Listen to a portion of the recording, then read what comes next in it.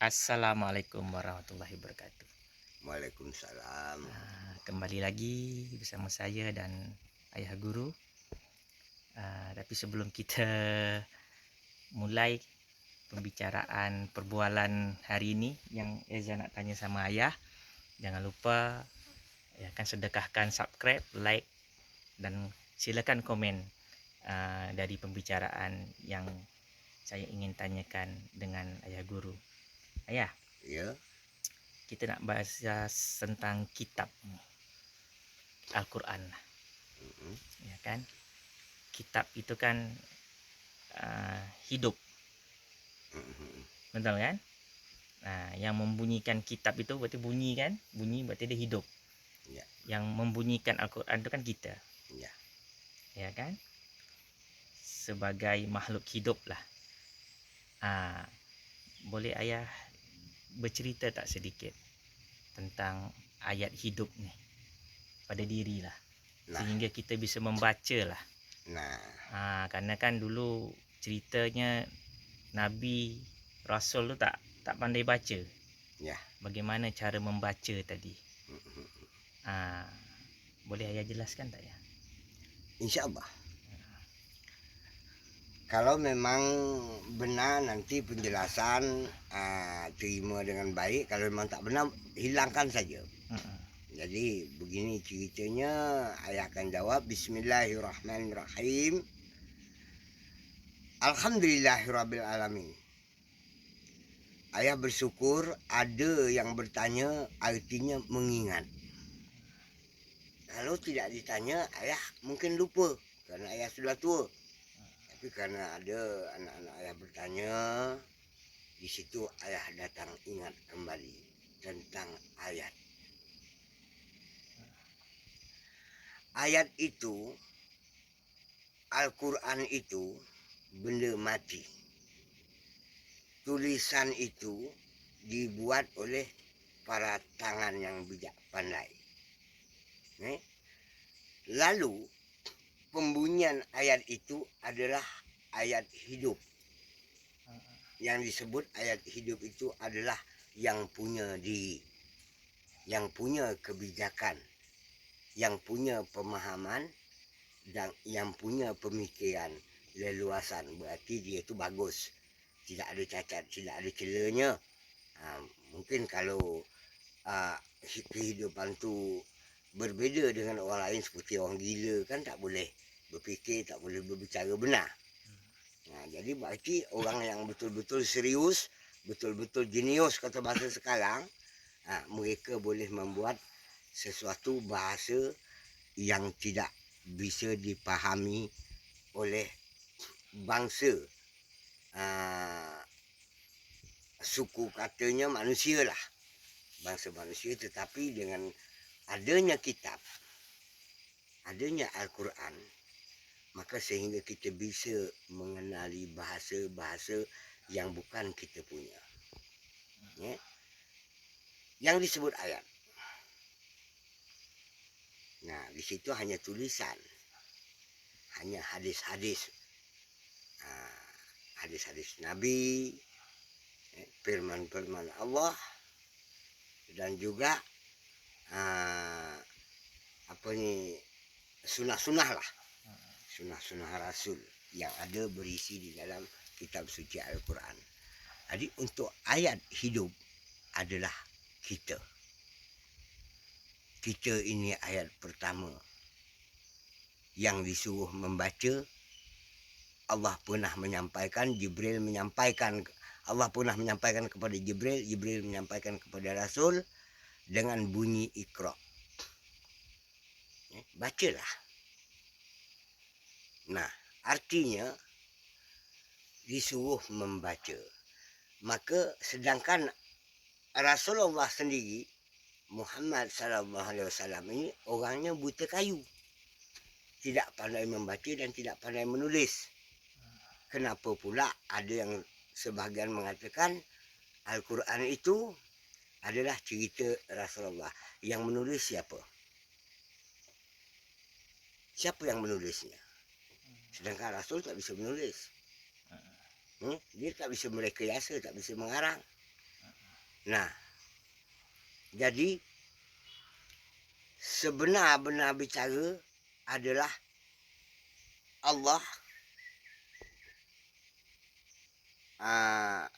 ayat, dan aku. Diri ya. Nah, itu yang sebenar-benarnya. Arti Allah, ayat itu adalah alam. Alam itu, hidupnya alam itu karena aku hidup. Aku yang bisa membunyikan Al-Quran. Aku yang bisa merubah alam. Dirilah tadi ya. Nah, Kalau maka tak ada akulah. diri, ya. Tapi kalau tiada aku, maka alam itu tidak akan ada. Jika tiada alam, Allah itu siapa? Mungkin Allah juga tiada, kerana tiada yang memanggil nama Allah. Jadi Allah adakan aku menghadapi alam. Allah menghidupkan aku hidup kerana Allah. Alam ini jadi kerana aku. Al-Quran itu ada kerana aku. Al-Quran itu berbunyi kerana aku. Kerana ditulis di situ dengan Bismillahirrahmanirrahim, dia tak akan berbunyi dengan sendirinya tanpa aku. Nah, jadi kita kembalikan kepada mutu kehidupan tadi. Suara ni milik siapa? Milik aku? Bukan. Apabila Allah mengkehendaki ini suara yang diberi di hari ini, ayah bercakap ini, maka dia ambil di suara itu akan hilang. Nah, Ya. disitulah bahawa kita tahu segalanya ini milik Allah. Tetapi untuk menjalankan perintah Allah dan untuk membaca kitab-kitab Allah itu adalah aku, bukan Allah itu sendiri yang bersuara. Rasulullah juga tidak bisa untuk bersuara di situ kalau dia tidak diberi keistimewaan bicara. Jadi bicaranya Rasulullah tidak seperti bicara kita. Bicara Rasulullah, satu katanya, ia kata Allah. Pandangan dia juga ya. Nah, Pendengaran dia juga. pandangan dia juga, pendengaran dia juga. Jadi pembicaraan dia juga diakui.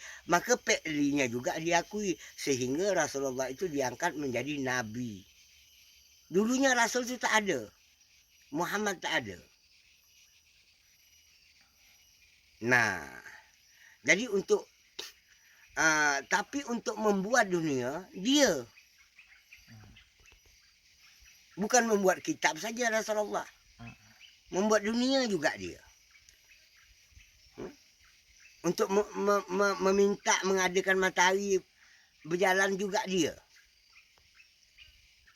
Untuk menumbuhkan bulan kecil, besar, kecil lagi, dia juga. Untuk meliputi isi alam ini, menumbuhkan bintang-bintang di langit itu, dia juga. Tapi dengan kata Allah. Muhammad cuma menjawab, boleh. Kalau Allah bertanya, boleh tak? Ibaratnya tadi, ayah bertanya, ayah nak buat ni boleh tak? Kalau Eja belum menjawab, ayah takkan buat. Nah, ayah nak tanam ubi boleh tak? Tapi kalau memang Muhammad tidak menjawab, Allah tidak akan tumbuhkan ubi ini. Walaupun saya yang nanam. Tapi dua kata antara Allah dan Rasulnya yang memperkenankan saya bertanam ubi, hingga saya mengakui ini ubi saya. Kalau orang ambil, pasti orang kata itu ubi ayah Timat. Pasti semua orang kata ubi ayah Timat. Sebenarnya bukan milik saya. Saya cuma numpang menyambung nafkah melalui bumi Allah. Itu yang jadi ilmu orang Melayu. Nah, kun kata Muhammad. Kun kata Allah, payakun kata Muhammad. Payakun kata Muhammad. Nah, itu jadi ilmu orang Melayu. Jadi kitalah ayat yang pertama hidup. Karena Al-Quran itu disusun sepondok saya ni pun tak akan berbunyi. Allah juga tidak akan berkata sebelum Al-Quran. Kalau tidak ada Muhammad dan hambanya seperti saya yang boleh membunyikan itu Al-Quran. Nah, jadi dengan bahasa-bahasa yang dikeluarkan, bahasa-bahasa baru, bukan bahasa itu baru sekarang. Di zaman sebelum Islam juga Yahudi mengatakan Al-Quran itu cuma cerita Muhammad. Oh, sekarang dah berlaku ya. Nah, Nyata ni ada ya. itu cuma cerita Muhammad. Mm-mm. Cuma pendapat Muhammad dan bicara Muhammad. Bukan betul-betul itu wahyu dari Allah. Ataupun bukan itu adalah satu perintah. Itu zaman Yahudi dulu sudah ada. Kerana Yahudi itu Al-Quran itu dibuat di bangku tempat duduk. Sama ya. Ni kerana kita tak ada TV di rumah ni. Ha. Jadi kita tak tahu. Itu pada cerita ayat, zaman dulu. Jadi yang sepaham saya macam itulah. Makanya untuk Muhammad jangan diragukan pendapatnya. Walaupun Quran itu ciptaannya, rekayasanya, bicaranya dan tulisannya, tapi jangan diragukan keistimewaan Muhammad itu. Kerana Allah nak mencipta dunia yang kita duduk sekarang ni juga kerana Muhammad. Adam belum ada pun Muhammad sudah ada. Jadi kalau memang dihidupkan Adam dunia ni tak ada, macam mana? Tidak ada matahari, tidak ada bulan, tidak ada angin, tidak ada api, tidak ada air, tidak ada tanah tak akan diciptakan. Maka dari 4 unsur kenabian itu dijadikan sesuatu bukti di muka bumi ini yang ada kepada kita 4 unsur yang kita gunakan. Nah, kuning, merah, hitam, putih. Timur, barat, utara, selatan.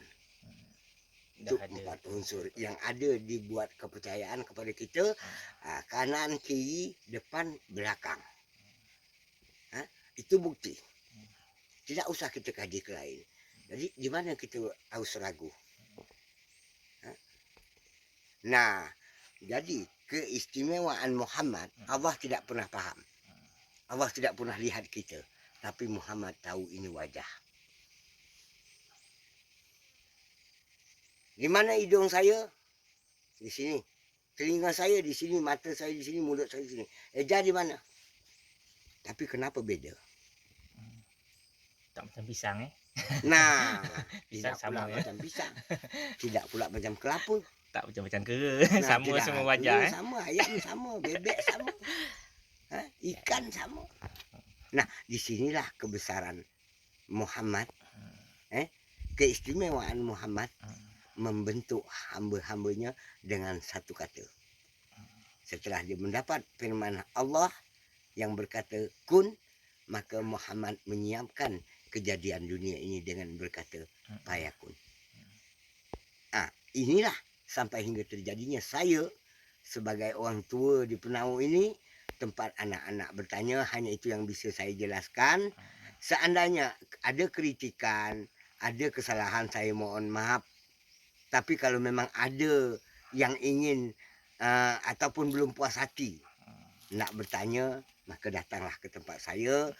Alamat saya Bintan Penau, Desa Penaga. Tapi sikit lagi saya akan pindah ke Desa Ekang Anculai. Kerana ini permintaan orang. Kalau orang tak minta, saya tak pindah. Kerana ini kawasan yang saya duduk ni, kawasan Ekang Anculai. Jadi cukup sekian dulu penerangan saya. Lebih kurang mohon maaf. Saya tutup dengan wabillah taufiq wal hidayah. Assalamualaikum warahmatullahi wabarakatuh. Waalaikumsalam warahmatullahi wabarakatuh. Terima kasih ya.